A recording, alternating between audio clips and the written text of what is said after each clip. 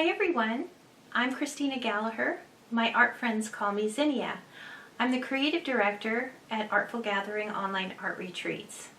This year I'm teaching a workshop called Leonardo loves Zia. It's a love story, but it may not be the love story you think it is. Every love story has its characters, and in my particular love story, the story I want to share with you, my characters are Leonardo and Zia. These are two little clowns who represent the irony, the foolishness, the recklessness, the joy, and the passion of creating art. Along the way, and over a lot of years, I have been introduced to so many different types of art media and so many really wonderful artists, both teachers and students. But in reality, we're all students, and we're always learning new things.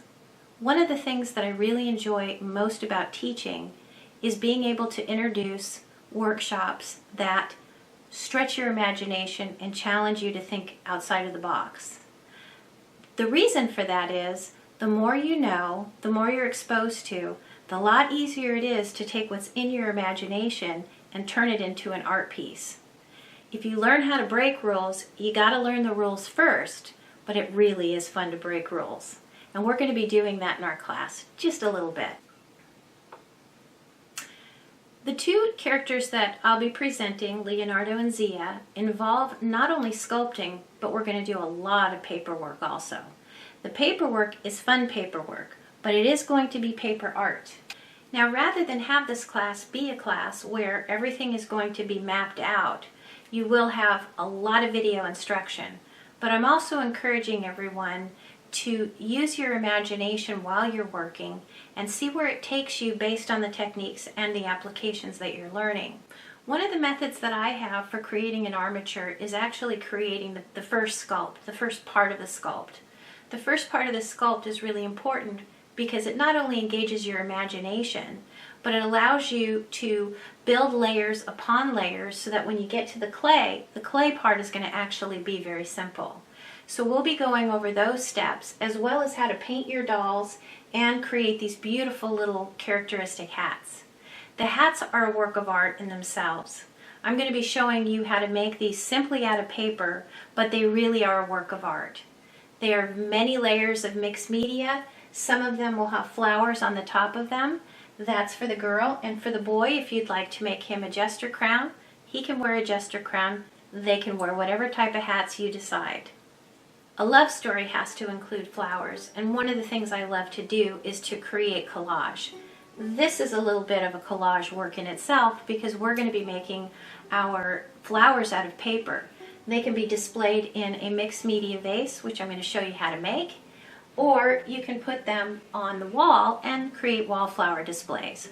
Whichever way you go, they're really fun to make and they're really, really pretty. These are not delicate. These will have a lot of work in them so that they feel and look like a work of art. The heart of the workshop, obviously, is my love for paper and for clay, but most of all, imagination.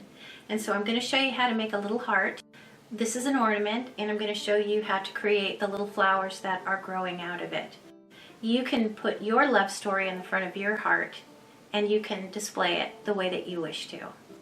One of the things I feel very passionately about is offering students choices.